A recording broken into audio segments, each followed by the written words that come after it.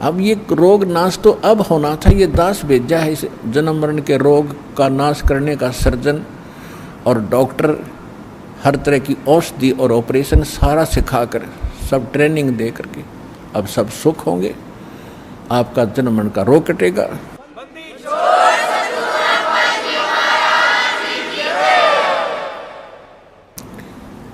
एक समय परमात्मा एक दरिया के किनारे सत्संग कर रहे थे। दरिया के किनारे ही उनका एक झोपड़ा था, कुटिया थी, वहाँ सत्संग किया करते थे। वहाँ हजारों की संख्या में इधर उधर से भक्त आकर के सत्संग सुनते थे, जो निर्धारित समय किया जाता था, महीने में, 2 महीने में, 6 महीने में। तो ऐसे ही एक नल और नील नाम के दोनों आपस में, ये मौसी के बेटे थे, यानी इनकी माताएं सगी बहन थी, और ये किसी देव प्रकोप से दोनों के दोनों मानसिक रोग से पीड़ित थे। शरीर में भी बहुत पीड़ा रहती थी, जिसकी उपचार के लिए वेदों के अतिरिक्त साधु संतों से भी आशीर्वाद प्राप्त इन्होंने खूब किए थे। और सभी ऋषि महर्षियों ने उनको बता दिया था कि नल और नील, बेटा ये तुम्हारे प्रारब्ध में, यानी तुम्हारी किस्मत में अंकित है ये कष्ट, और इसको बेटा आपने भोगना ही पड़ेगा, कोई विकल्प नहीं। अब बेशक से आत्मा को कोई कितना ही ऐसे संतोष दिलाए कि ऐसा ही होता है, लेकिन इसको मालूम है कि परमात्मा कोई ऐसी पावर है, ऐसी शक्ति है कि वो सब दुख दूर कर सकता है। परमात्मा के गुणों में हम खूब सुनते और सुनाते रहते, इसलिए आत्मा संतोष नहीं पाता है। दुखी व्यक्ति फिर कहीं ना कहीं और किसी से सुनकर भी जाता है। जब वो कति थक लिए थे, दोनों अंतिम फाइनल फैसला मान चुके थे कि अब कहीं ठिकाना नहीं रहा, हमें तो ये तड़प के मरना ही शेष बचा है, और लंबी आयु होती थी। किसी ने उनको बता दिया कि आप चलिएगा ऋषि मुनिंद्र जी के पास, और नल नील आपका रोग ठीक हो जाएगा। उनको अविश्वास रहा कि नहीं, हमने बड़े बड़े ऋषि देख लिए हैं, ये तो पहली बार नाम सुना है हमने आपसे, कोई मुनिंद्र नाम का ऋषि कहीं पर है। तो 1 से 2 से 3 से जब ये बात सुनी, उनका भाग्य उदय हुआ। उनके कहने से वो चले गए कि चलते हैं भाई, और तो कहीं हमने ठिकाना मिला नहीं। तो जब वो वहाँ आए, मालिक को पता था कि अब निशान ने चोट लगानी पड़ेगी, क्योंकि ये सब जगह थक लिए हैं, और कोई इनने ऋषि महर्षि मंडलेश्वर भूत झाड़े लगाने वाला कोई छोड़ा नहीं है। अब इनको कुछ रिजल्ट दूंगा तो ये बच्चे मेरे पास टिक जाएंगे आसानी से। जो ही नल नील ने जब सत्संग शुरू होने से पहले सत्संग परमात्मा बैठ जाते थे, सत्संग सुनाते थे। सत्संग तो वो सुन ही नहीं सकते थे, क्योंकि उनकी तो ऐसे बेचैनी रहती थी। और जो ही मालिक के पास आए, दोनों चरणों में मत्था टेका, और परमात्मा ने दोनों के सिर पे हाथ आशीर्वाद भरा रखा, उनका तुरंत रोग छूमंतर हो गया, और ऐसे हो गए जैसे कभी पीड़ा थी ही नहीं किसी प्रकार की। अब दोनों की आंखों में आंसू आ गए, चरणों में लिपट गए, और कहा है परमात्मा, हम तो बहुत जगह कष्ट उठा चुके थे, हमने पृथ्वी पर कोई, जहाँ तक हमारी पहुँच थी, हमने कोई ऋषि महात्मा नहीं छोड़ा। हे परमात्मा, हमारे ऊपर बहुत बड़ा कहर था, बड़ा कष्ट था, आपकी कृपा से हम स्वस्थ हो गए, आप स्वयं परमात्मा आए हो। फिर उन्होंने सत्संग सुना। परमात्मा ने कहा, बेटा ये तो एक अस्थायी लाभ है, अभी तो और भी आपके भाग्य में और आपके संचित पाप कर्मों का ढेर लगा पड़ा है, उसके लिए भी औषधि बताऊंगा, वो मंत्र दीक्षा आपको दूंगा, आप वो लीजिएगा। पहले सत्संग सुनिएगा। फिर सत्संग सुना, दीक्षा ली, फिर गुण गाने लगे भगवान के, जो भी मेरा उसी से कहें कि भगवान आए हैं, मुनिंद्र नहीं ये परमात्मा आए हैं, आप चलो। फिर उनकी कोई नहीं माने, क्योंकि लोग सुखी थे, केवल दुख ही मानता है। तो कुछ दिनों के बाद क्या हुआ कि जैसे आप यहाँ देखते हो उसका चित्रार्थ सारा ही आप देख सकते हो दृश्य। यहाँ पर आप देखते हो 80% भक्त दुखी आते हैं, काल के पीड़े हुए आते हैं, कर्मों के पीटे हुए आते हैं, और क्या हालत में आते हैं। कोई स्ट्रेचर पर आता है, किसी को कैंसर है। आत्मा हमारी मानती है कि परमात्मा अज्ञानता में आपके बच्चे कितना कष्ट पा गए, पहले इन्होंने गलतियां की, पाप इकट्ठे किए, अब काल ने इनके सिर पर रख दिया कि इनको भोगो। परमात्मा अपने बिना अपने के दुख न कौन जानेगा। अगर आप भी नहीं इनको राहत दोगे तो ये कहाँ जाएंगे। दास उसका नौकर है, दास उसका पियन है, चपड़ासी है परमपिता कबीर भगवान का। आपकी अर्जी उसकी टेबल पर रख देता हूँ, वो तो जानी जान है किसकी स्वीकार करनी है किसकी ना करनी है, उसके इसके दिल में दोष है, कौन सच्चे आत्मा से पुकार रहा है, वो मालिक देखता है। दास की अर्जी यही होती है कि उसकी चरणों में आपकी पुकार अवश्य पहुंचाता हूं जब देखता हूं उनकी हालत कि आप बिना सुख देने वाला मालिक ना कोई हुआ ना होगा। आपके दरबार में सुख नहीं है तो दाता फिर कहाँ से प्राप्त होगा। तो हम जितनी अर्जी लगा सकते हैं, जैसी हमारी अकल काम करती है लगाते हैं। सुनना दाता कबीर भगवान ने है और वो अवश्य सुनते हैं। ये सुख सागर हैं, ये दयालु भगवान, ये रहीम है, राम रहीम यही है। तो इसी प्रकार वहाँ आते थे, कई कई दिन रुक जाते थे, स्वाभाविक, क्योंकि वहाँ एक न्यारी शांति मिलती है। संसारिक कष्टों से जो समस्याओं से मन हटकर एक मालिक पर लग जाता है, इसलिए कोई 2 दिन सत्संग में, कोई 1 दिन, कोई 3-3, 4-4 दिन का सत्संग भगवान कर दिया करते थे। तो परमात्मा कहा करते थे, बेटा जो गरीब असहाय व्यक्ति हैं, बीमार हैं, रोगी हैं, वृद्ध हैं, यहाँ कई कई दिन रुकते हैं तो उनके बर्तन साफ करो, उनके कपड़े धोया करो, ताकि उनकी आत्मा खुश हो और तुम्हें सेवा का फल मिले, ताकि तुम्हारे ऊपर जो कष्ट है वो ना आए। क्योंकि हमारे जो अंतःकरण में हमारे जो पाप कर्म वो कई प्रकार से साफ होंगे। कुछ तो ऐसे प्रकार के पाप कर्म हैं जो संत के आशीर्वाद मात्र से समाप्त हो जाते हैं। कुछ ऐसे पाप हैं जो कि आपको प्रणाम आदि, दंडवत आदि करने से राहत मिलेगी। कुछ ऐसे पाप हैं जो आपने दान धर्म यज्ञ हवन पाठ आदि ही करवाना पड़ेगा, वही विकल्प है उनका, वो भी आपने करना ही पड़ेगा। उसके बाद फिर कुछ ऐसे पाप हैं जो सेवा करनी होती है, सेवा से भी कटते हैं।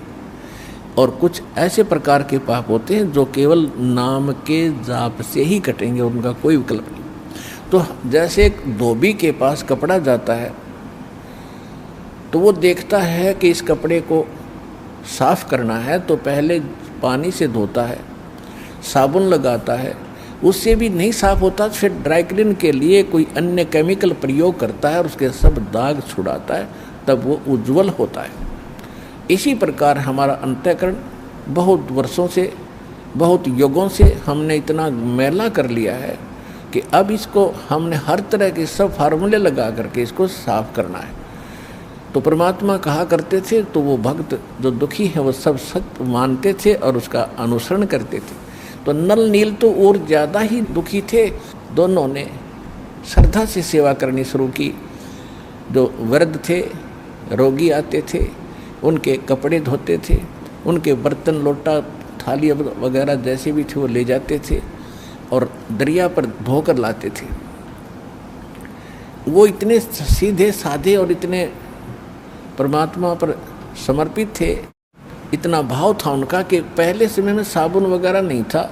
कपड़ा धोने के लिए पहले जल में भिगो देते थे, दरिया में भिगोकर उनको थोड़ा सा बाहर पत्थर रख देते थे, वो पानी में लहरों से गीले हो जाते, फिर उनको बाद में ऐसे मुक्के मार मार के धोते थे, कोई और तो साधन था ही नहीं।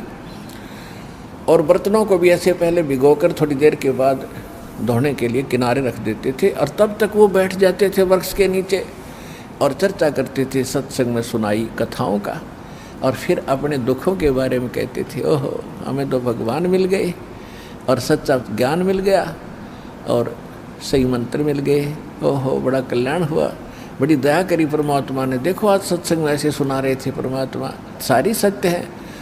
ऐसे वो काफ़ी देर तक चर्चा करते थे। फिर उनको याद आता था कि हमने कुछ सेवा भी करनी है, तब तक किसी का कोई कटोरा बह जाता, किसी का कोई कपड़ा खिसक जाता लहरों में, तो उन्हें पता नहीं लगता, वो धो धा कर जितने थे शेष ठा के ला कर सबके रख देते। कहने का भाव ये है, किसी का कटोरा कम, किसी का गिलास गुम हो गया, किसी का धोती, किसी का कुर्ता नहीं पाया, तो सभी दिक्कत मानते थे, दुखी होते थे कि नलनील आप ये कमीज नहीं मिला, मेरा कटोरा नहीं मिल रहा, मुझे गिलास नहीं मिला। तो 2-4 बार उन्होंने कहा ऐसे हुआ, तो उन्होंने गुरुदेव जी के पास प्रार्थना की कि महाराज ऐसे ऐसे हम दुखी हो लिए, और ये आपके भक्त, श्रद्धा तो बहुत है, लेकिन जो दूसरे सेवादार थे वो बताया करते थे कि ये तो वृक्ष के नीचे बैठ जाते हैं और भिगो कर बर्तनों और कपड़ों को ये बहुत देर में ध्यान देते हैं, वो बह जाते हैं, ये ध्यान नहीं देते। तो परमात्मा ने कहा बेटा ध्यान रखा करो। तो अच्छा जी ध्यान रखेंगे। फिर वैसे ही हो जाती है कि कुछ दुखों का, दुखी किया हुआ प्राणी जो होता है उसका कुछ ऐसा वो स्वभाव सा बना हुआ था, भोले भाला, उनका दिमाग कंडम सा हो गया था, उस समय भी वो ज़्यादा ही भोले टाइप के ही थे। तो फिर ऐसे ही हो गया। तो फिर शिकायत हुई, तो परमात्मा ने कहा बेटा इनकी आत्मा दुख पाती है, सेवा भी करते हो फिर उतना दुखी कर रहे हो, तो आप ये सेवा ना करो, क्योंकि आपका स्वभाव में ऐसा हो गया है। तो वो रोने लग जाते, उनको डर लगता कहीं फिर वो दुख ना आ जाए हमारे ऊपर, जिस परमात्मा ने आज्ञा दे रखी है। और आज तो ये शायद गुस्से में कह रहे होंगे, फिर रोने लग गए, परमात्मा हमसे सेवा ना छीनो, दाता हमसे सेवा ना छीनो। उनको डर ये था कि कहीं फिर से ना वो कैर टूट जाए जो पहले हम दुख पा रहे थे, बुरी तरह रोने लगे।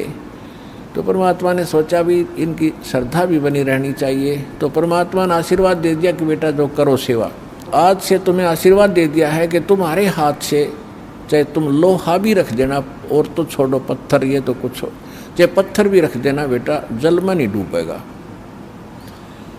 तो वो दोनों जाकर फिर देखने लगे।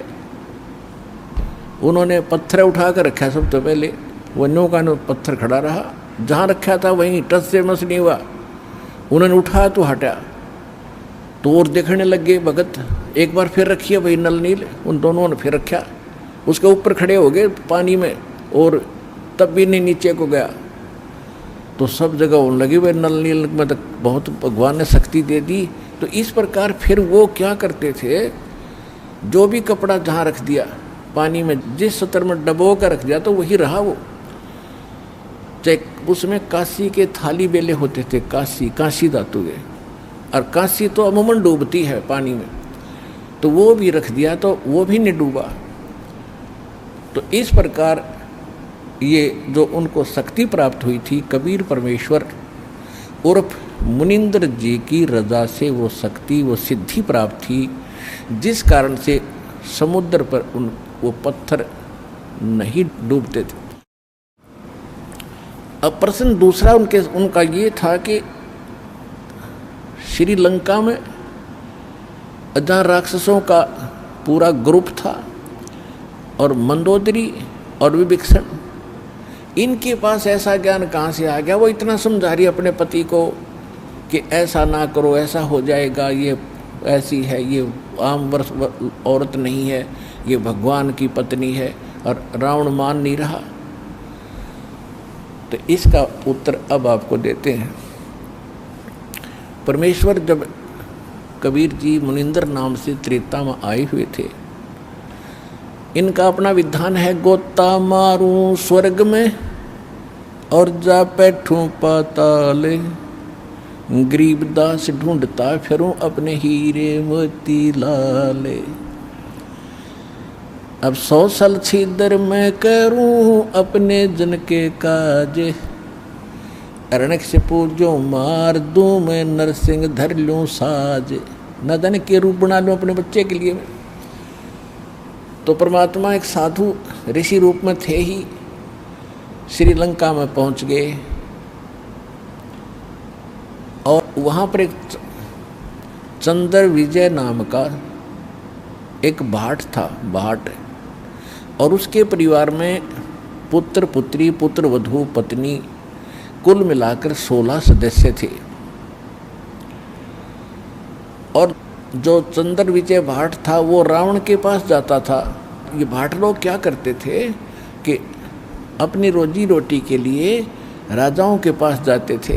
राजा लोगों का वो मनोरंजन कराते थे, रिक्रिएशन कराते थे, ऐसे उनके गुण गाते थे। आप राजाधिराज हो, आपके राज में सब सुखी हैं, आपका बड़ा गुणगान हो रहा है, आप बड़े महापुरुष हो। और कुछ चुटकुले आदि सुना कर उनको प्रसन्न रखते थे, गाने गुने गाते थे, गीत सुनाते थे और राजा लोग उनको उसके प्रतिफल में कुछ इनाम देते थे। इसी प्रकार उसकी पत्नी का नाम था करमवती और वो मंदोदरी रानी के पास जाती थी, रानी का मनोरंजन कराती थी, ऐसे बुढ़ी अच्छी कहानी कथा सुना कर, अश्लील बातें सुनाकर रानी को खुश रखती थी। रानी उसको इनाम दे देती थी मंदोदरी। इस तरह उनका गुजारा निर्वाह चल रहा था। एक दिन परमात्मा उस चंद्र विजय भाट के घर से थोड़ी सी दूरी पर, पहले जंगल बहुत होते थे यानी वन बहुत होते थे और वनों में ही कहीं कहीं झोंपड़ी सी सबकी अलग अलग होती थी। एक वृक्ष के नीचे उस रास्ते में बैठ गए जहाँ से चंद्र विजय सुबह सुबह फ्रेश होने के लिए जाता था। और उस समय वो साधु संतों को बड़ा देखकर खुश होता था। चंद्र विजय पिछले संस्कार होते हैं, आदमी किसी भी जाति विशेष में जन्मा है वो उसके संस्कार हैं, लेकिन जो भक्त है, भक्ति बीज पलटे नहीं, चाहे पलट जाओ ब्रह्मांड। तो भक्ति की आस्था उसके अंदर न्यारी थी। बेशक से सारा दिन बकवाद ही सुनता और सुनाता था, लेकिन भक्ति वाले लक्षण भी उसके अंदर विद्यमान थे। साधु देखे, चरणों में मत्था टेका और हे भगवान, आज बड़े भाग्योदय हुआ, मेरा ऋषि जी के दर्शन आज सुबह सुबह हुए, हम दास के लिए कोई सेवा बताओ, हमारे घर पर चलिए भगवान, आज तो बड़ा सौभाग्य